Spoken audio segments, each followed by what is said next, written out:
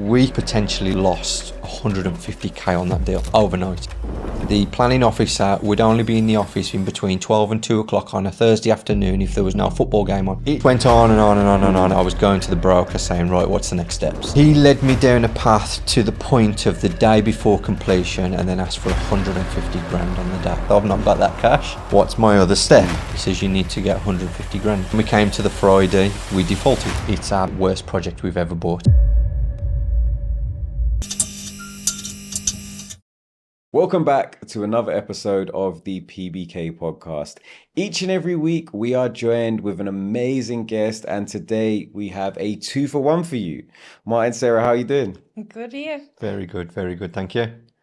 Good. So obviously before we start the pods, just going to make sure we've been killing it each and every week, another episode. So if you haven't already, make sure you subscribe right there, turn on the post notifications so you get alerted, so you can get all of this value before anybody else. Now, where shall I start with your introduction? Because you are really a power team, power couple, but I want to understand, what's it like working together? Do you want to go first? See, even that, you see that as you understanding now. Yeah. I'm going to give you the opportunity because I've learned that. And I feel like we learn from doing. So what's it like working as a couple? No, it's amazing. Even though we do laugh and joke about it, and we just like, it is amazing because at the end of the day, we're not only husband and wife, we're business partners. And at times, it can be stressful. Obviously with a relationship and then it being at home as well. So it can be stressful at times, but yeah, we get on really well anyway as a team. So our whole life together, we've always worked things out as a team. Obviously we got twin boys, and when they came, it was teamwork. That's great. So that's how we... And the biggest thing I think that we understand is that an argument is just a waste of time. Yeah. Because when you're in business, the biggest value is time. And people can argue for hours and hours and hours, and we just look at each other and say, okay, then I'll get your point. Is that now? We're done. Yeah. And that's it, move forward. Okay, that's good. But did it take you a while to get to that place, or were you always able to quite succinctly get to... Oh, yeah. I would say so, because obviously I think kids are a big factor of you either work together or you don't work together, because I think that's the biggest thing in relationships as well as business. You know, you've got to understand that business is first, but children are first. So which one's first? You know, they're just in line. Okay. So obviously we understood that, and then we understand that each other, we need to touch base constantly with each other, make sure that each other is good, and then keep moving forward. So it's just strengthening that as well as compromise. That's good. And you put your name on the door. You are Harvey Co Investments. Yeah. How long have you been trading for now? So we set up that company in February 2022. Okay. So only 2 years really. Okay. So we're quite new to the property investment industry. Okay. And we're going to get into what you've done, which is great things over the last couple of years. But what were you both doing individually before that? Well, obviously, it goes back to my roots originally. So obviously, I'm just from entrepreneur background. My whole family is just entrepreneur after entrepreneur all the way back. So Sarah rejuvenated the name Harvey Co because my granddad owned multiple businesses back in the day, and he had like a grocer's, a petrol station, a farm, a hairdresser's, and it was Harvey's. Okay. Well, obviously, then I went into the building industry and I called it MH Builders, and it's just been that for the last 20 years. And then Sarah was like, we need to bring this back to life, and that's where Harvey Co come from. Obviously, Sarah had a dream and she was just like, yeah, let's do this. And before that, what were you doing before taking a step in 2022? So I've done multiple jobs. I get bored really easy. I think it's just my creative mind. Okay. I'm one of them kids that used to just sit at school and look out the window thinking of what I'm going to be doing with my life. I first started out, I wanted to be a midwife, and I wasn't clever enough to go to university. I didn't get really good grades at school. And so I went into the next best thing that I thought was nursery nursing. So I did nursery nursing for 4 years. I then went on to work at New Look, and I did all the delivery and stock out the back. And I like fashion, I like design, and I was thinking when I was doing that was my best job I've ever had. It was the most fun with the lads out the back doing the delivery, just not caring in the world. All the managers was on the shop floor, so we just had a right laugh. That's good. But yeah, my goal with that was to work my way up, because I really like to do the shop window fronts. So a visual designer. I'd love to have done that job, but then I went on to being a community care worker. So with the elderly, I did that for a few years, and then I transitioned into a support worker for disabled adults in a day centre. So what we used to do was you used to take them out, cinemas, shopping. So like I say, I'm one of them people that I can't keep still. So I'm always doing something. So that job was perfect for me. But then obviously I fell pregnant, and then I had the twins. And since the twins, I've had a entrepreneurial It pushed role. your motivation. Okay, and in terms of, for people that are not familiar with you, just give them some background on what your company does and what you've done over the last couple of years. Yeah, so obviously Sarah says to me that I was wasted doing what I was doing. Basically, with the way my mindset is, I was just thinking that the building trade was forever. I just used to think that if I did more days, more hours, I would earn more money. But my saying was I always needed money to make money.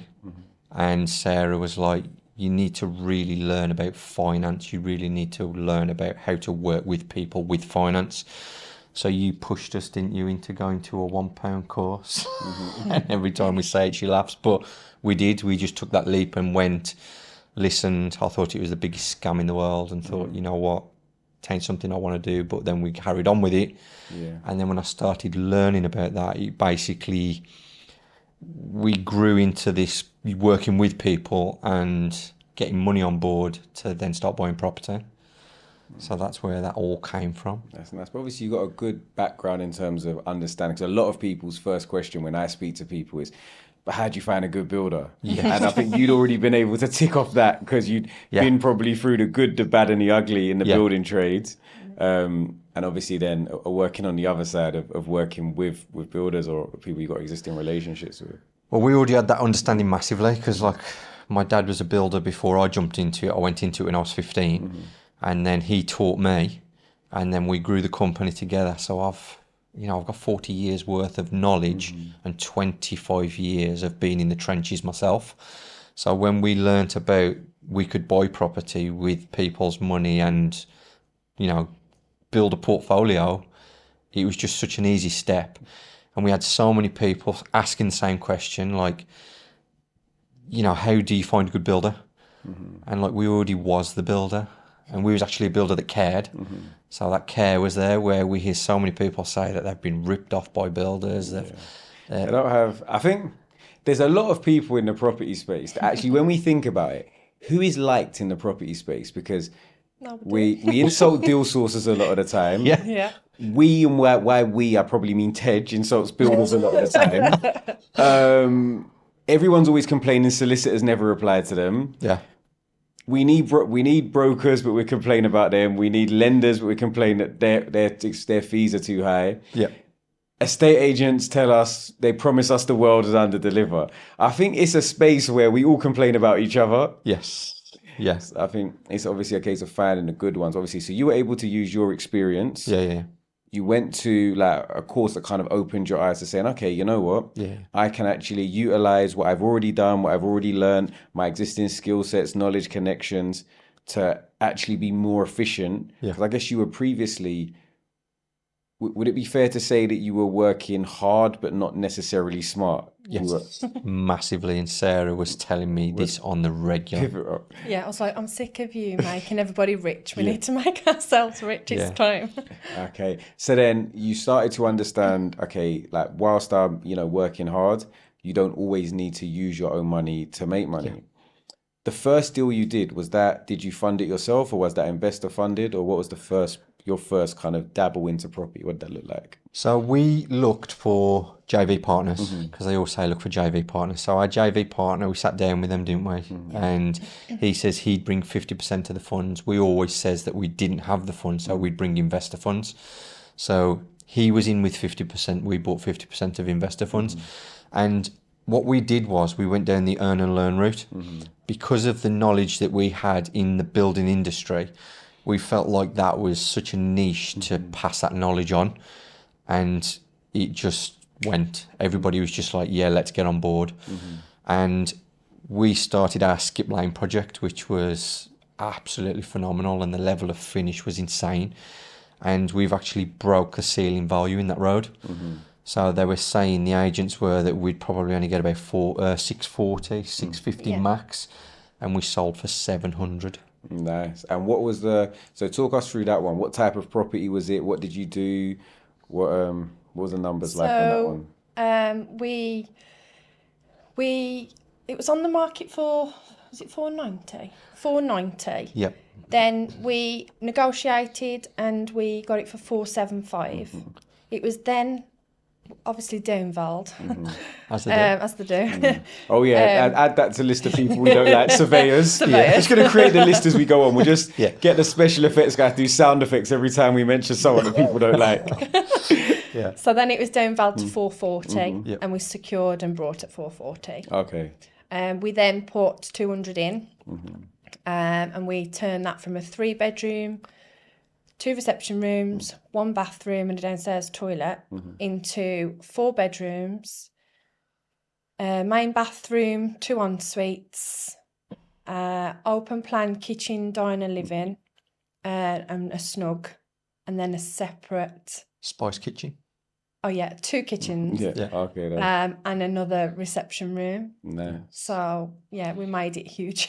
Nice. And with that one, was that your first project, sorry, or which was that? Was it? So that would have been our second one. Yeah, second because one. Our first one was the Lake District project. So with that one, even though I guess there's a few questions I want to ask off the back of that, in terms of getting people to trust you for whether it's earn and learn or to invest or to JV, bearing in mind this was like first project. Yep. What like hints and tips would you give to somebody who's trying to raise investor funding or trying to get people to JV with them? How can they give them peace of mind that they should work with them? We always put it down to the know, like, and trust. So obviously you have to know the person, like them, and trust them. So you have to build that rapport, and then obviously you've got to give them some kind of security. So obviously the security of knowing what it's going into and how it's going to be coming back. And the biggest thing that we've learned is don't lie. You know, always answer the questions that you know they've got in the back of their mind. So in the back of their mind is, are you going to be completed on time? Is there going to be problems? There's always problems. There's always problems. Every project you ever do, there's a problem. To the point that I think if there's not a problem, it's like there's a problem, because like you're tricking me here. Where's the problem? What's going on? It's something that's going to come. It's going to be a bad one because you waited right until the end. Yeah.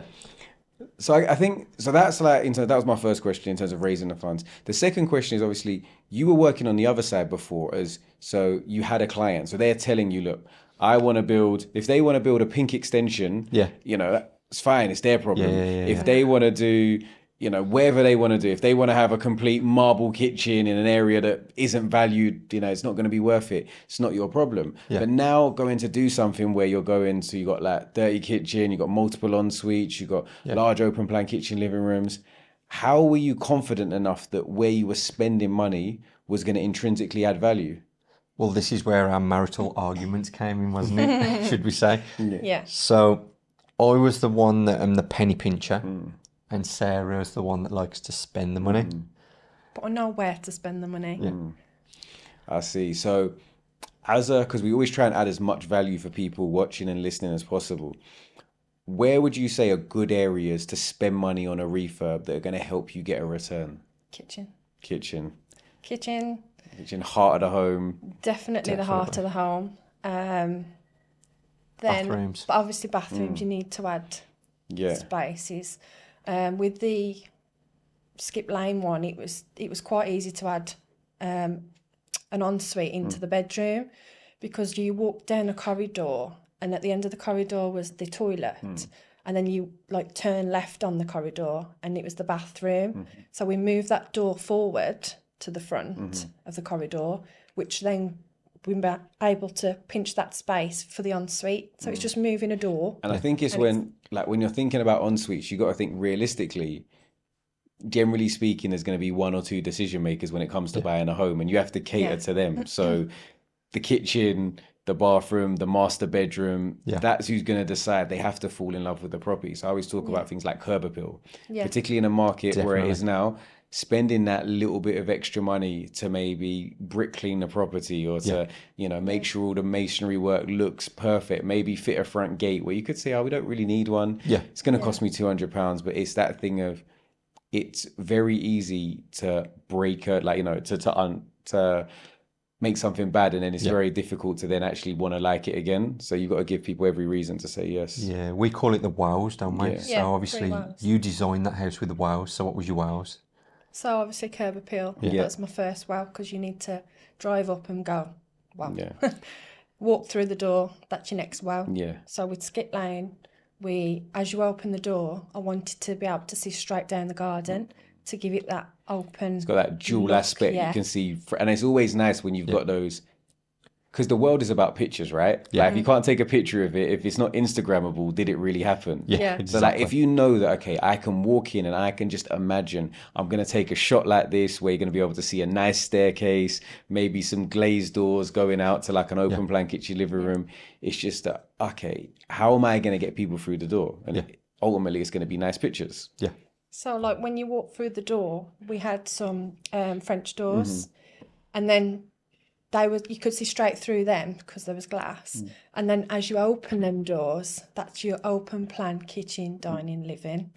And then the snug was pocket doors. Nice. So that was entertainment space or snug. Yeah. And all these design things was as if I would live there as a family. Yeah. And that's how I designed the whole house. And I think that's really important. You got to find that balance between who's going to live there and have an end user in mind, without over personalizing it, where people can still add their own touch of flair and panache to make it their own. That's why we added just neutral tones throughout, but they all worked with each other. So we did like creams, golds and blacks. Yeah. And then so, do you do your builds in-house? Like, do you still run your own building companies? They're all... We've upscaled now. We've got two. Okay. So we've got the one company that does more of we call it the commercial aspect. So it's more like they do our HMOs, our purchases. We slot a little residential job in between projects. But then I've got my residential team that used to be my loft conversion and extension specialist company. So if we're struggling on this side, we bring them over, and vice versa, we go the other way. So we've got the two teams that float around. There's about 16, 17 staff in total employed. Nice. So nice. And how do you find managing that level of staff? You've got to tier it. I like that laugh. Martin's very good at organising people. That's good. Yeah. So he's very good at that. You have to tier it, and the people in the tier have to understand who they'll go to next. Because we took on a team, didn't we, who's all under the age of 25. And everybody says that you shouldn't go for people for that age into the building trade, because they say that they just haven't got the drive, they haven't got the ambition. But our youngest team are developing projects that are selling for 700k, and we're refinancing HMOs at like 600, 700k as well. And they're producing A-class work, and everyone's below the age of 25. And in the beginning, they kept ringing me. They were ringing my phone off every day. Oh, we're doing this, we're doing that. I says, listen, there's project manager in place. Why are you calling me? So they have to go through him. And then if it's something that I have to deal with, then I get the call. Okay. So they understand that process now. Like, I'm the last point of phone call, basically. So you created that sort of chain of command where there's accountability steps. I think that's important to put. If there's not barriers between you and everybody, you literally are just, subservient to everyone. Like, everybody can call you. Yeah. Martin's that person that he allows everybody to call him. Yeah, but they are on the understanding of that they do have to go through that tier system. And if it's massively important, Like if they need to talk money, they call me Okay. because like I'm the person that agrees the Gonna sign figures. it off. Yeah. And if Exactly. they And need sometimes if paying, you want to pay get something for done ASAP, you got to go to the source. Yeah. Okay, so sort of 17 in terms of the employees. And then how many projects have you done to date? Wow. In the last 2 years or in Yeah, total? in the last 2 years, yeah. So we've done 7, 8, 9, 7. 7. That's a lot. So you would have had a lot of crossover and in terms of Yeah. pipeline. Yeah. How do you find that? Because as we spoke about, everyone's got a plan, right? And then it runs over, there's delays, there's all sorts of things that happens. How do you find managing multiple projects at once? I find it really easy, but sorry, it is like 12 because Lake District is 6 on its own. It's a different building. Yeah. But I find it easy because I've always managed people. That's what I found is my skill set. So I always know how to manage them. But the biggest problem with managing people is their ups and downs, their mental health. So obviously it's easy to get them to do the work, but getting them to understand to deal with life as well as work. Yeah. That's the thing I really have to Like a deal counsellor. with. I'm a It's like counsellor, a yeah. counsellor. Yeah, okay.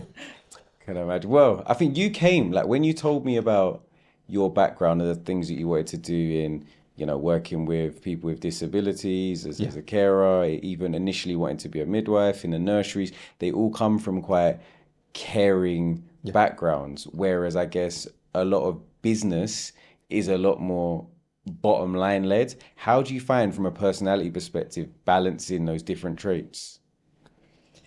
To be honest, there is times that obviously you have to put your foot down and put your business head on.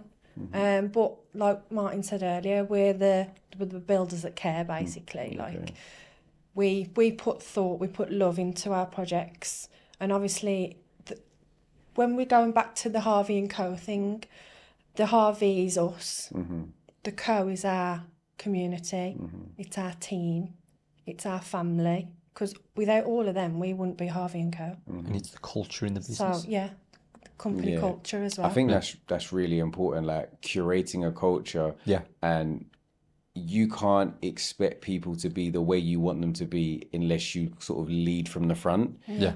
And so like I say, if you're caring, if you have an attention to detail, if you have oversight, if you stand on accountability, then the team are going to have to follow that and fall in line, or obviously they're not going to work out in the longer term. But we're quite good with our team as well. And like if they say, oh, we've got, my child's got a play today, we're like, okay, go. Don't miss out on them opportunities. Yeah. So that's where we're different to other people. Which is good. And I think sorry, I haven't actually asked the area specifically, do you invest in a specific area or multiple areas in terms of geographically? Birmingham now. We went into obviously the whole thing doing a project miles away. So 162 mile away was our first our second project, and it's our best but worst project we've ever bought. Let me hear why. Why is it the best first? We've learnt a lot. It's the best because you couldn't pay for the education we have taught ourselves through that project. Yeah. And when I say it was a crash course, we physically lived the crash course. Yeah. We could have potentially lost 150k on that deal. Stop! Because you're watching this video, I've got a treat for you. I'm letting you know exclusively the PBK community is back open as of the 22nd of August. Now there's going to be 20 exclusive slots. For our new members, they're going to get access to myself, my power team, my solicitor, my architect, and loads of other great people, weekly Zooms, and exclusive off-market deals. If you want to be one of the lucky PBK members, make sure you subscribe to the mailing list, which is in the description, so you get early access. Now back to the video. Oh, wow. Overnight. How? So back to our friends again. Brokers. Yeah. So Ding. So the broker that we were going with was leading us down a path. We were coming to the end of a bridge. Purely because of planning. Planning in the Lake District, guys. Don't invest in the Lake District. Unless you know somebody there. But we bought a project up in the Lake District, and the planning officer would only be in the office in between 12 and 2 o'clock on a Thursday afternoon if there was no football game on. So yeah, we had a very, very small window. Oh, planning officers, ding. And it just went on and on and on and on. And he would always take it to the 56 days, the 28 days, the 56 days of a planning application. And then he would say, yeah, I'll pass it, then refuse. So yeah, we just went right to the end of the bridge. So then I was going to the broker saying, right, what's the next steps? He led me down a path to the point of the day before completion and then asked for 150 grand on the day. I was like, yes, I've not got that cash. What's my other step? He says, you need to get 150 grand. So then we came to the Friday, we defaulted. And I'm like, what's next? So over that weekend, I'm going through all the documentation, teaching myself what is next. I learned that if I paid £17,500 on the Monday morning, we carry on for another 3 months. Yeah. So I just carried on for another 3 months. Was that 5%?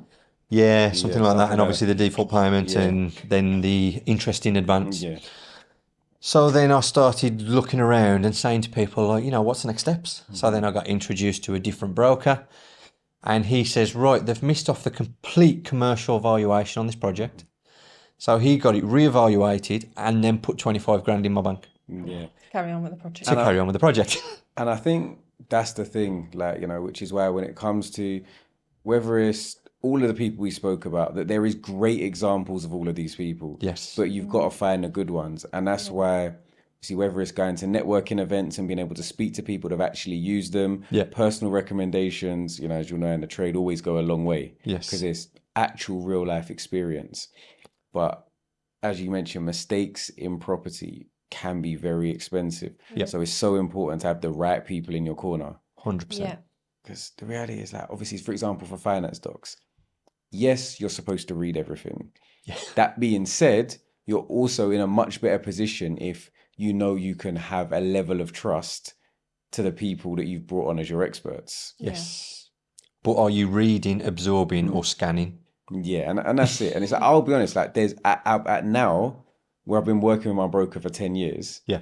Like, and we have a working relationship, we have a business relationship outside of just the brokerage. I can, realistically be like, look, this is what I'm doing. I'll call him and be like, by the way, I just exchanged on something. I bought it at auction. I've got 28 days to complete. Just let me hear the numbers, come back to me with what lender we're using and why, because I know that he knows what's best for the business. Yes. And I think it's important to be able to have people that you can rely on. Same with architects and planning. Yeah. I'll go to my architect and I say, look, this is what I want to do. He's also a developer as well. So I'm like, give me the solution that's going to make the most amount of money, but is also going to get most likely to be approved for planning. Yeah. And I'll trust that the people that have spent the time going to do their degree and their masters or whatever qualifications it is, have that level of expertise that mean you can focus on what you do best, which you folks, mentioned is managing people, getting stuff over the line, raising finance, networking, etc. And I think it's really important to find that level of specialization. Definitely. Every team is important. So now you're going to be investing in Birmingham, or going forward is where you're going to be focusing. And is there a specific type of property? What type of deals are you going to be looking at doing? So we do HMOs. Mm-hmm. Yeah. HMO conversions. Mm-hmm. We've currently done 2 for a client. Yeah. And we finished the one last week. Mm-hmm. And then the students moved in the next day. Nice. So they basically took those rooms based off the photos from the first one that we did. So we managed to, get students like that now. And we're moving on to our own purchase of a HMO. Next week. Students, we should get the keys next week. It Nice. should have been this Friday, but today actually. Oh, but solicitors? Inquiries. But we have got a phenomenal solicitor. She's very good. But this is why I joke, because I'm going to complain about builders, but still have good builders. But there's still, everything is slower than you want it to be in property. Yes. Everything is archaic, so whether it be a party wall agreement, a license to alter agreement, a planning application, searches, surveys, exchange, everything takes longer than you hope for, which is why when you are doing that deal analysis, you've always got to leave in the buffer of lead time. Yeah. Yeah, definitely. Well, with us, we sat in the solicitors one on Friday, and she says that we do own the slab that's outside our front door, but she's saying that their solicitor and our lender says that we don't. So Yeah, that has just paused the project just because of a slab. Yeah. And we're just like, why? it wasn't documented correctly on land registry, but the documents that were sent in from the planning and all this stuff, they was all correct, and we own that. We own up to the wall. So now she's got that inquiry that she needs to We're just doing an indemnity to move sort forward, out. and then we're going to reclaim. Yeah, That's it. And there's always a solution. So for those that are not familiar, an indemnity is basically a policy that will cover of either the seller or the buyer, to say, look, that you have an insurance policy in place effectively that says this is fine. It's not going to be an issue going forward. But there's always a solution. And that's what I like about business. It's our role as entrepreneurs to be problem solvers rather than to just 100%. dwell on problems. So you've had some steep learning curves. Yes. You've learned a lot. I've had some instances where you have been at the wall, but I think a lot of the time, some people go to these £1 courses or courses in general, and they just get stuck in a loop of going to course after course because they want everything to be perfect. They want to remove all potential risk. Yep. But I think the reality is at a certain point you just have to do. Yes. And Yeah. you'll make more money, or it'll be more valuable to make some mistakes on a project and learn that way rather than just keep paying somebody money, because you're still probably going to make the mistakes even after 2 years of education. Yeah. Well, I wouldn't tell people to go into failing on a project, but everybody I speak to says that they failed on their first project. So what do you do? Do you know what? Whilst I didn't fail on my first project, but there was definitely some massive learning curves. And I'll talk about the fact that I did my first project off the back of a holiday to Dubai, I think. So I thought it would be a great idea in Southeast London to put a TV in the mirror behind the bathroom. But that was because I over personalized it. So there was a lot of things I learned on the project. Was this Mayo Road? Road. This is the man who's been following. I appreciate I've been watching. But yeah, that one was just like, this woman was so mad. She's like, I love it, but I can't believe he wasted that money. And the agent was just like, just offer a bit less. Like, no, he's wasted the money. It's like you learn these sorts of things. Like I use builders that I never would use going forward, and all sorts of things like that. But the reality is, you have to learn by doing. Yes. I think at a certain point, you can't make hypothetical money. Yeah. Yeah. What we've learnt on the Lake District, you would never learn in the classrooms that we've been in. Classification F2. So you're Loads of stuff. because you do quite a lot of networking. I see Yeah. quite a lot of networking events. How beneficial do you think networking's been to this for you to be able to be as successful as you've been? What's your thoughts? So, networking, sometimes I love it, sometimes I hate it. Sometimes I'm a people person, sometimes I'm not. Fair enough. So, yeah, it is good, and I do recommend it. And in the beginning, you just go to so many, and we went to so many up and down the country, but we had like a strategy in place. So we wanted to build our own community. Yeah. And we've managed to do that. We've got like 1,024 people on a WhatsApp chat. Nice. And that's from our networking since we started, and we've put them all on there. And that's for like help, guidance, support, mindset. And we don't charge them anything for it, because when we left an academy, we had nowhere to go. We had no one to turn to. We didn't know what to do. And that was just for people who were lost and just trying to find their way a little bit and needs a bit of guidance. Yeah. So by networking, we've managed to create that, which helps with your brand. Yeah. Because then it falls into your brand and who you are. And we just genuinely want to help people, build people up as well as us coming up, because we're relatable as well. We're still at the bottom, really. So we're learning, but we're giving our experiences to help others learn as well. I wanted to ask you a question before I go over to the community, because obviously you mentioned being like relatable and wanting to help people, and there's a lot of good things in there, but also you're now a landlord, and landlords generally get quite a bad rap. Whereas previously you were in industries that have really good raps in terms of caring, midwifery, or that you wanted to get into, or working with children. How do you find that kind of public landlord perception, particularly bearing in mind you have a social presence and are online as well? I think the landlord thing is based on the bad landlords I look at, put people in bad properties, properties that are falling apart, there's leaks, the roof falling in, you know, the heating's blowing up every 10 minutes. We renovate our properties to such a high spec and a standard that is just phenomenal, that I think that we've created likability there, obviously, but then you've got the premium of the payment for the rent, which I think people will look at you then and say, well, you're charging too much. But I think we charge a fair rent. And I don't see us being bad landlords because we care about the end product. But people may say different. Yeah, no, I think look, like, sometimes you have some jobs that are kind of semi-fake, thankless tasks. Yeah. But I think it's just interesting the perception a lot of the time of different people in the space. So you set up this community now.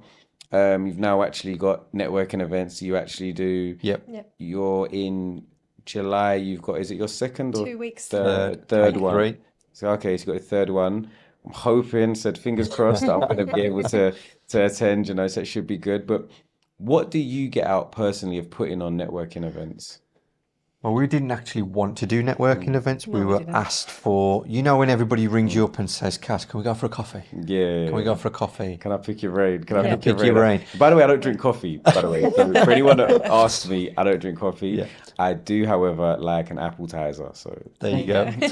So we must have had on the back end of about 25 people say, can we take you for a coffee? So we were like, you know what, let's just, because time is valuable, Yeah. let's just all meet at a Costa and let's just all have a coffee. And then there must have been about 50 people say they were coming. Yeah, so we was like, okay, we need a room and we need to change it into a bar or somewhere. Costa's not got 50 chairs. So we were just like, wow, like we're So going to fill a Costa. Costa are not going to be too happy with you, and everyone's probably ordered like, can I get some tap water, please? So then we were looking for a bar, wasn't we? We were just like, let's find somewhere free. We can just get everybody to chill. And then 100 people logged on, didn't they? And they were like, Yeah. we was like, this is a 70 networking people event. actually turn up at the event. Oh wow. So that was our first one. Yeah. That was in May last year. And then because everybody enjoyed it, they says, are you going to do another one? So that turned into take two. We was meant to go to Bali for Martin's 40th birthday, but somebody wanted a networking event instead. I love people. It's his birthday. Yeah. So we had a kind of networking event, which was the same kind of thing in another bar in the Jewellery Quarter. And then we had about 165 people turn up to that one. So But it was like an after party as well, so we had a bit of a dance Good after, vibes. so good vibes. And that went really well. We had speakers and stuff on that one, so it levelled up. And now people just keep saying, when's the next one? When's take three? And I'm just like, oh, for God's sake, here we go again. Well, actually, shout out Nikki G. Yeah, it's Nikki G. Nikki G did Sarah's head in for take three. So, Yeah. yeah. But it's me that organises everything. It's so, guys, I hope you good. So Appreciate Take Sarah, three. Nikki G. Exactly. Is it also on the 19th, right? Yeah. Yes. Because I'm actually in, but I think it's the same day as True. I don't know if you know True from Birmingham. True, pal? Yeah, so he's got an event on the same day, I believe. So I said, like, I'm going to try and find a way to navigate And hopefully things it will definitely be good. So we spoke about a lot of the positive stuff. I'm trying to think how to phrase this. What do you dislike about the industry? Thank you to those of you who have liked, shared, commented, but most importantly, subscribed to the channel. Did you know only 28% of people that regularly watch my videos have subscribed? Now we're trying to get that to 40% so we can bring on bigger and better guests and make better content for you. So if you could do that right now, myself and my team would really appreciate it. Now back to the video. How everybody says that they try to elevate each other, but then don't. Because I feel like there's a lot of that go on. Yeah.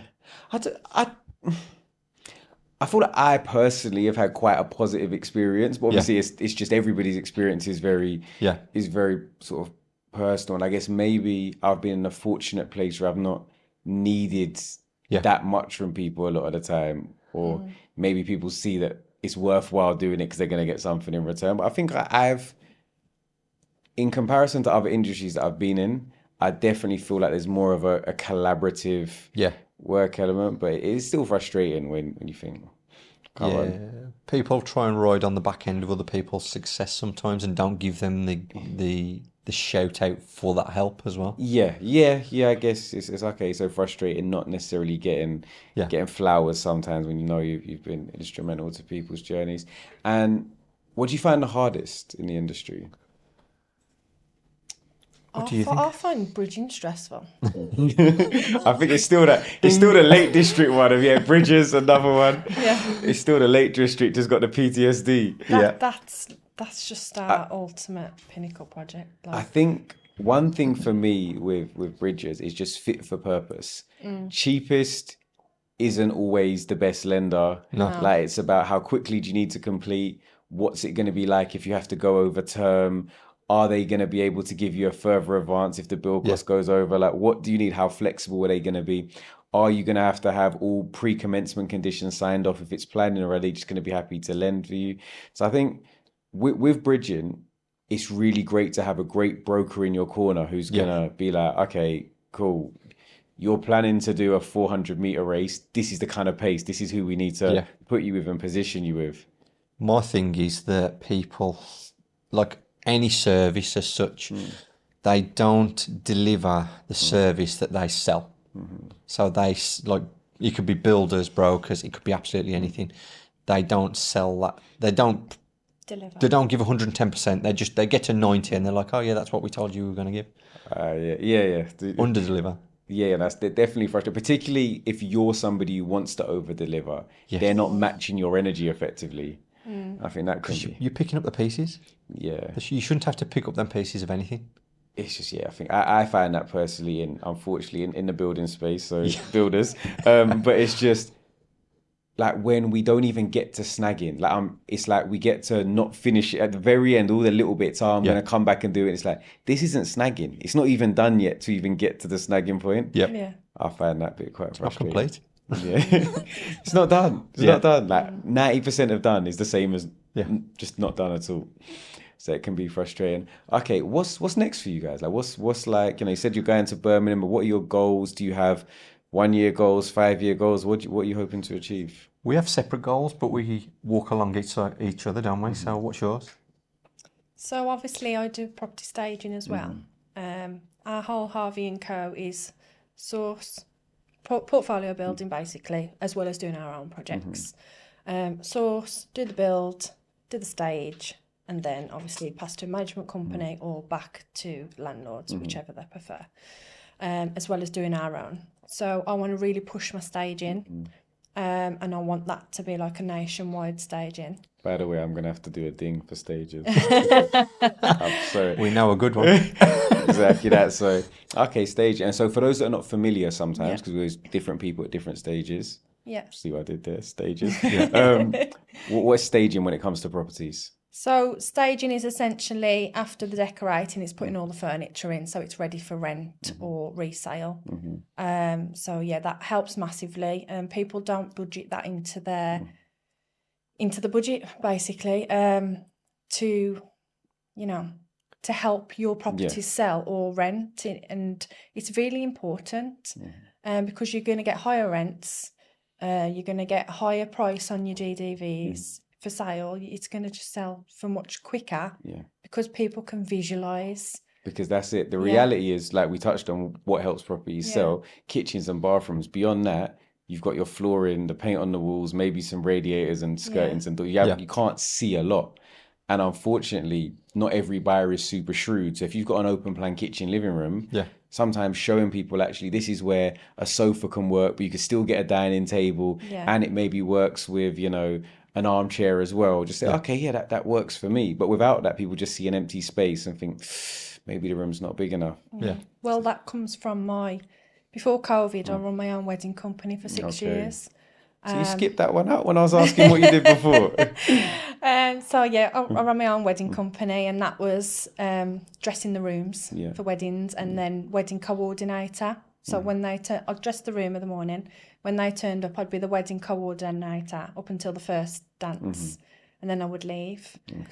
So that's where my design and stuff comes in. I'm used to transforming rooms. Nice. You're scared. Would you say that's the part of it that you enjoy the most, the staging? Yeah, I could see. And I the could see your eyes design, light up like- when you said staging. And then obviously the design work. So I do all the electrical plans where I know where the bed's gonna go. So I come in straight from the first fix, basically. So question now, as the builder versus interior designer, is this ever a bone of contention? Because you'll last minute be like, All the "Ooh, do you time. know what? Wall lights would be really nice here," and you're like, "But we've already ran."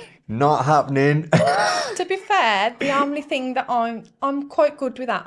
Like when it comes to the electrical plan and stuff, and I already preempt that, so I know what it'll look like at the end.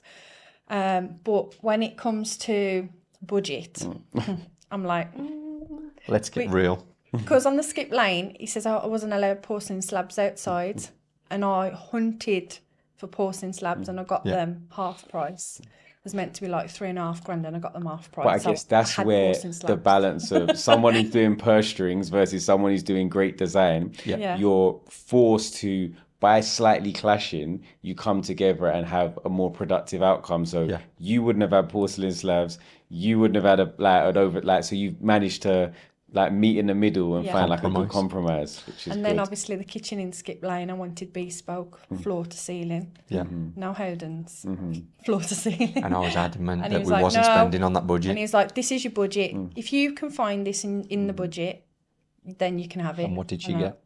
The bespoke floor to kitchen. ceiling. There you go. But we went to the HMO the other day, and it's like, obviously we never argue, but we have heated discussions when we get to these projects. That's semantics, by the way. Yeah. Arguing heated discussions. Yeah. So we get to the HMO, and she's like, "Why is that double socket there?" And I'm like, "That's where it is." And she's like, "I'm not going to get a double bed in there." So I'm like, "Oh my God." So I've not thought of where that's going.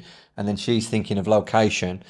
And that's where the two of us, I'm starting to learn the intricate details of where a plug socket should go, where a light switch should go. I'm with you on that. Like, if I do, because I feel like my electricians have worked with me for long enough. Yeah. If I'm saying this is where the bed is going, you know the size of a double bed. Yeah. The socket shouldn't be behind the headboard because it defeats the purpose. Yeah. But like electricians will just look at it, and I think that's where real project planning to say, okay, actually marking out, okay, this is where the bed's going. Yeah. If you put the sockets in the wrong place, create accountability. That's a you problem. It's not a me problem. Yeah, yeah. You know where the bed's going. That's what we do now. Like, obviously, we do the electrical plan, then we mark it out on the walls, and then when they've put the first fix in, I'll go and check now. I'm And like, do a right, sign do a off. double check. I'll do a sign off. And then obviously then they can continue after sign off of each stage now. And I think it's just finding ways of working. So for me, for a long time, it's like, okay, cool. You're working off plans, but plans are very much not really exactly to scale all the time. So it's like, okay, we're having these problems all the time. What can I put in place? I'd be like, okay, when I was project managing projects, I just turn out with a spray paint and a permanent marker. And I'm literally just like, on the kitchen, it's 600, 400, washing machine, this, that. So this is exactly where everything's going. So now off the back of this where the sockets are going. I'm literally just marking double socket here, double socket here, on all the rooms. And I think that definitely helps. It's just, if you can find things that can act as stopgaps to stop you making mistakes, they're going to save you money. Yeah, definitely. Planning is key. That's good. So if you got to, because you said you got, up to 1,200 people in a WhatsApp group, you're running events where you're having hundreds of people attend. If you were to be able to give one takeaway as a starting point, I want to get started in property. What's a piece of advice? I want one from each of you that you give to somebody starting out.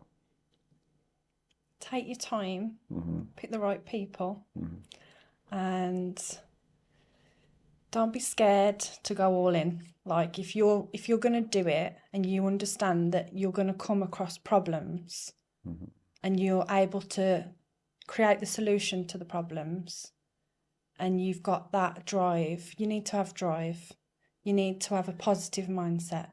So as long as you've got all them things, then just go for it. kind of just a lot of pressure on you now, right? Done. What she says. What she said, exactly. Now, for me, it's don't give away your cash before you've been in 1,000 free venues and rooms and YouTube videos. Because let's face facts, you put out some immense content. You could go through all of your YouTube, you could go through all of these big industries' YouTubes, and you could watch that for a year without giving away your money. That's great. And then absorbing that and then implementing it, but then going to, let's face facts, you can go to so many free networking events. You can be around these people. You know, you're in these rooms. I could watch you on YouTube and I could be around you and absorb more knowledge. So before you free up with your cash, do all your research, watch all the YouTube videos. Really appreciate it. I think there's a good couple, you got 250 hours worth of content on the YouTube at the moment. You could almost, watch one every day of the week and have your weekends off for a year and still watch a load of content. So if you haven't already, Martin's very nice. He said, make sure you subscribe with your notifications on. Before we let you go, how can people connect with you? Where can they find you? So they can find us on Instagram. Mine is _ Sarah Harvey and the Property Power Couple _ No. And I am property _ Martin. And if you put into Google Harvey and Co, you'll find us through there as well. Amazing. Well, I know we're on, part 3. See, by the time this comes out, it's probably going to be too late. So you can go and then pressure them in the comment section and say, how can we come to part 4 of the networking event? That has been another episode of the PBK podcast. We are back each and every week with amazing guests. So make sure you tune in and we're going to see you again real soon. Thank you. Thank you. Thanks.